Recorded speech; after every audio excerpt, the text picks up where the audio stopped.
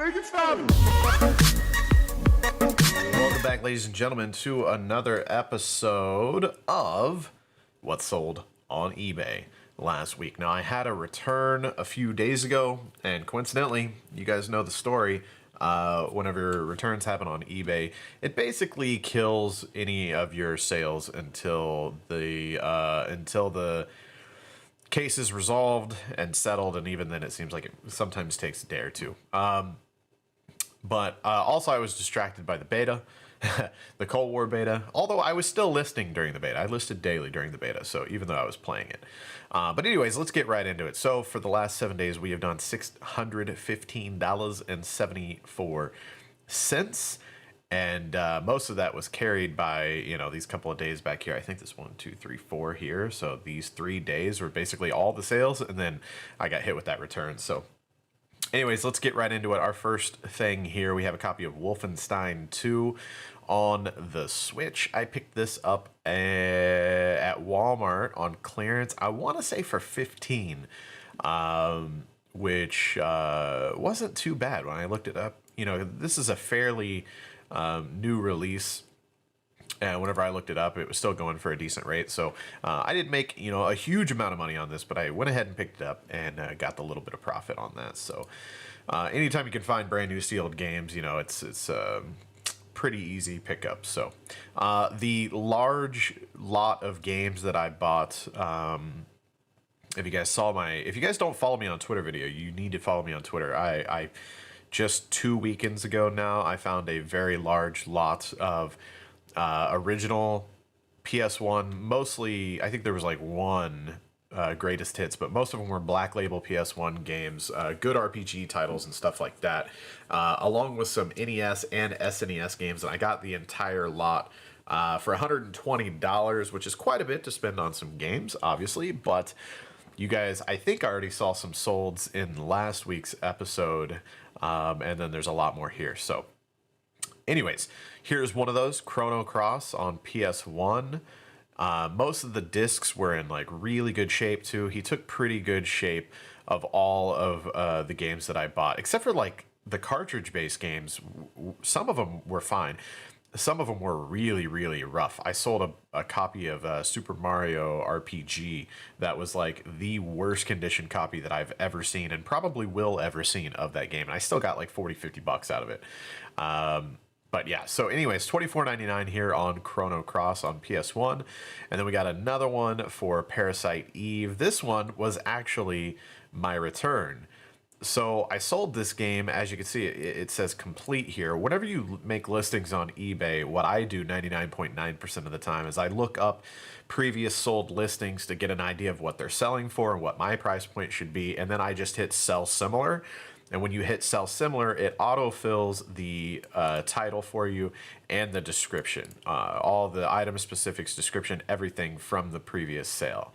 Now you can edit that stuff before you hit list this item, but it pre-fills everything and it's up to you. I got a little bit ahead of myself with this one, you know, seeing the front label here on a lot of the, so this is how it breaks down, right? If you guys know, the PS1 games that aren't thick like this, 99.9% of the time, just those single disc cases, if you can see the front picture here, that means the back side of that is the instruction booklet, which is what was in my mind. In these thick ones, though, a lot of times this is just a thin piece of paper, and then on the inside there's a separate instruction booklet that you can't see without opening it. Regardless, I should not have listed this as complete because I did not have the instruction booklet, and I just, you know, it was just an oversight. So anyways, he requested a refund. He wanted to return it for a full refund. I said, hey, yep, that's fine. If you want to do that, we can do that, or you can keep it and I'll give you a partial refund. You know, since you still have the game and the bonus disc and you're just missing the instruction booklet. He wanted a $25 partial refund because if you were going to go buy the instruction manual for this game, that's what they usually go for. And I was looking at it from a different perspective, saying, hey, if you return this to me, I'm going to put it back up for $40 to $45 because that's what this sells for. You can look it up if you don't believe me. The two discs for the game and the collector's edition bonus disc without the manual, they still go for about $40, $45. So, I told him, hey, technically all I really need to do is offer you a $10, $5 partial refund since you spent 50. That would bring it down to 45 or 40, which is what I'm going to resell it for if you return it. I said, but, for the inconvenience, I'll offer you a $15 partial refund. And he was like, $15 is unacceptable. You should offer me at least 20, and blah, like he just got all like crazy with me and was acting like I was doing him some sort of an insult. As like, I'd never said that you couldn't. You initiated the refund for a full, or the return for a full refund. I didn't take that off the table. I said, if you want to do that, that's fine, or we can do a partial refund. You can keep the game. And he got all lippy, and then he tried to threaten me with bad feedback if I didn't give him the $25 refund, partial refund that he wanted, and keep the game. He threatened he was going to leave negative feedback. And as soon as you do that, my friends, is called feedback extortion on eBay, and they have policies against that. And if I call eBay and tell them, hey, will you take a look at this return case that I have open right now, I'm trying to resolve with the buyer. They are threatening me with feedback extortion. They will immediately close the case in my favor, and then he wouldn't have gotten a partial refund or being able to return it for a full refund. So I called him on that. I was like, if you want to go the route of feedback extortion, that's on you, my dude. And as soon as I did that, as soon as I sent him that message, he accepted the partial refund for $15. So anyways, the refund process has been resolved on this, and now my account is selling stuff again. I mean, it doesn't like completely lock down your account when you have a return, but it's definitely not good. And it seems like I almost said YouTube. It seems like eBay definitely doesn't push your listings as hard when you do have an open case. So anyways, glad that's taken care of. Gave him a partial $15 refund. Still no big deal to me. I'm well in my profit on that large lot buy. So another one from the lot. Here we go. We have Resident Evil Director's Cut Black Label. Sold it for $44.89, fast and free shipping. I got these two old Walt Disney World Deca cups. I've sold a decent amount of this Deca brand. They have a bunch of old vintage coffee mugs and stuff. Nothing too exciting here. I probably got a quarter, 50 cents on these. Sold them for $12.99. Sometimes you see stuff like this and you're like, oh man, this could be really good because they're from the 1970s. Let's see if I can find the actual date, because I believe they're on here somewhere. I cannot find it. I think it's actually right there. I can't read it. But they're from the 70s. You got Mickey Mouse, Walt Disney, and you're thinking, oh man, these could be big money. So you just pick it up because it's already cheap. It's like a quarter or whatever. And then it's really nothing to get excited about. $13 free ship. So after I shipped these, I probably made $4 or $5, but it is what it is. Here's another game from that large lot. Like I said, I think this might have been the only greatest hits non-Black Label. If you guys don't know too much about PS1 games, Xbox did the same thing. They had platinum hits. PS1 did the greatest hits, and I believe greatest hits carried over to PS2, and they had a red label. But anyways, back in the PS1 days, the original release of the game would have this black PlayStation label on it, and then they would re-release it later if it was a very popular game, and they would re-release it as a greatest hits, and they were usually cheaper. It'd be like $20 as opposed to like it was 60 when it first retailed. So anyways, as far as collectors go and resale, the greatest hit copies usually don't sell as high a price as the black labels do. But anyway, so we have Driver. This is actually pretty cool. I didn't even know that this was a thing, but this is a Driver 1 and 2 combo pack for PS1. And there's actually a Driver 3 bumper sticker. I think the bumper sticker was still in there. Maybe not. Maybe he took that out. I don't see it in the pictures. But anyways, $28.99, so not too shabby. We got another game. I was lying. It wasn't the only greatest hits. We got Legend of a Dragoon. $34.89. So if you can imagine, I'm sure if it was a black label, it's probably $50 or more. So then I have some golf balls. I picked these up, brand new golf balls at a yard sale for not much. I think these were like on top of a golf. There was a milk crate full of loose golf balls, I believe, and then these brand new ones were on top, and I think I gave like $5 or $10 for like an entire crate full of golf balls. And this was early in my days of reselling. I didn't really know what I was doing. I don't know. I'd probably still pick up brand new golf balls if they're cheap enough, but you don't see them very often. But anyways, they've been listed forever, and I thought they were never going to sell, and but they did, $40, and the buyer actually paid shipping as well on top. So that was a pretty good sale. I was happy with that. Happy to see them go. It took up a lot of space too. Those big space items are a thing. The next 3 purchases go out to my dude, Heavy Duty. Thank you so much, man, for watching these videos and checking out my items on eBay. He's bought a lot of stuff from me in the past, and I actually hadn't seen him in a while, few months.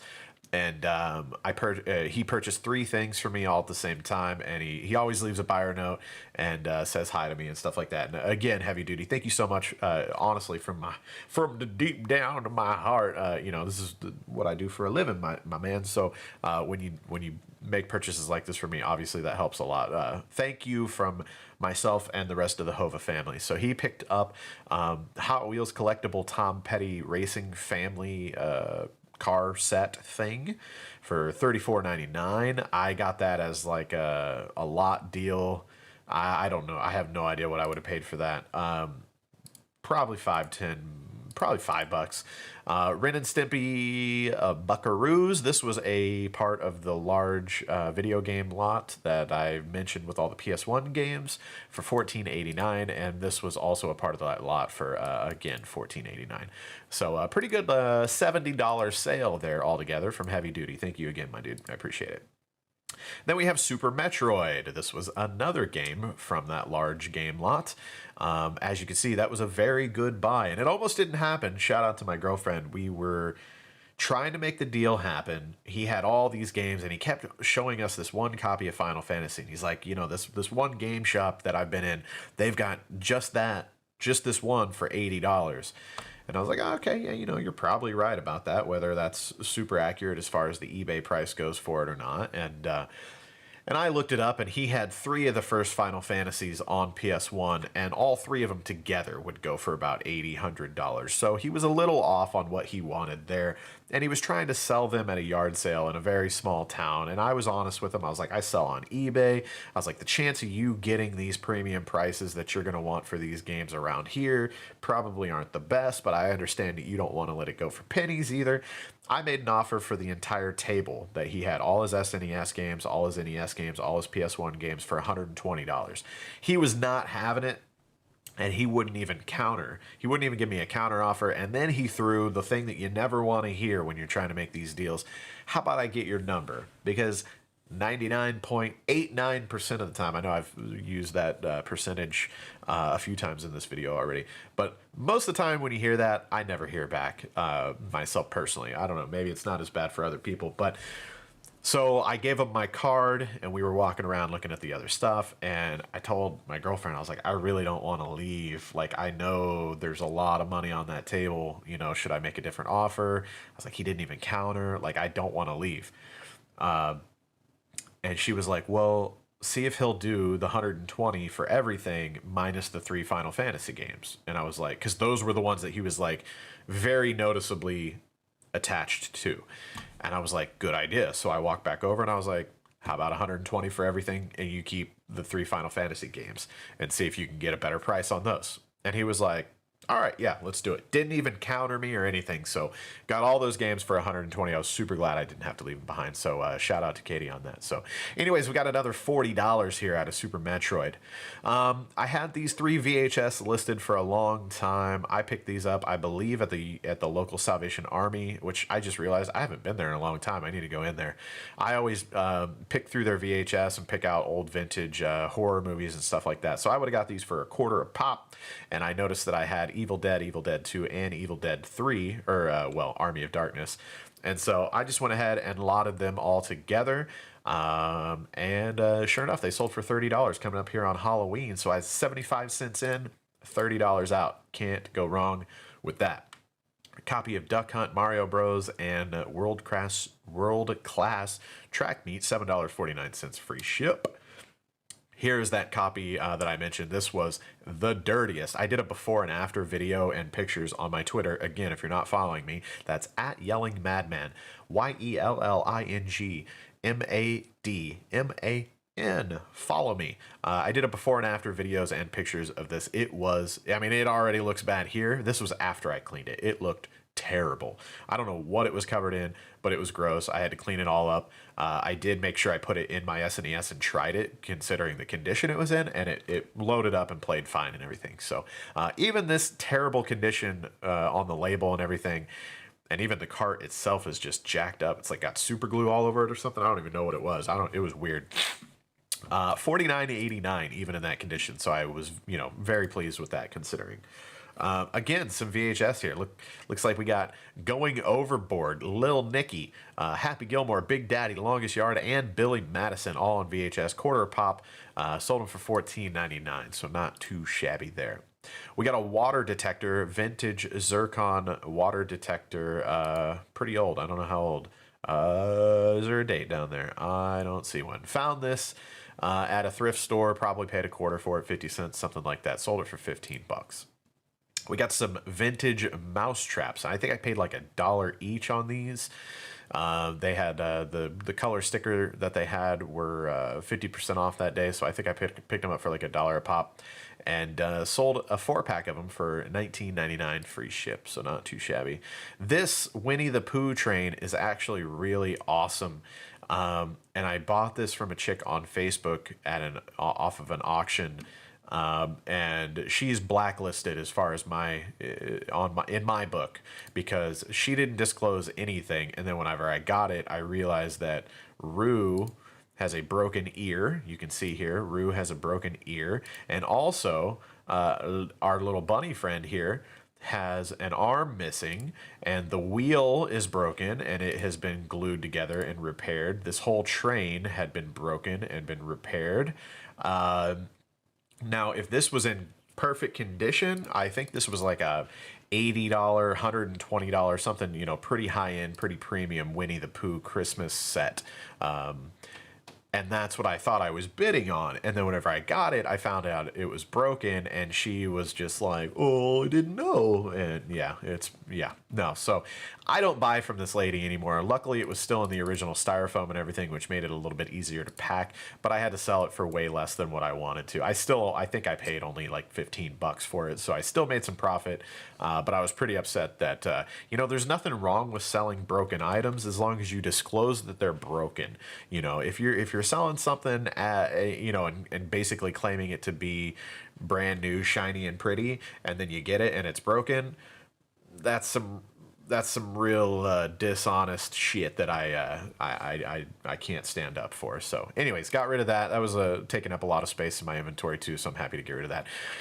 If you guys remember, I got a bunch of these, the endangered species line of Amco. Are these Amco or what? Homco?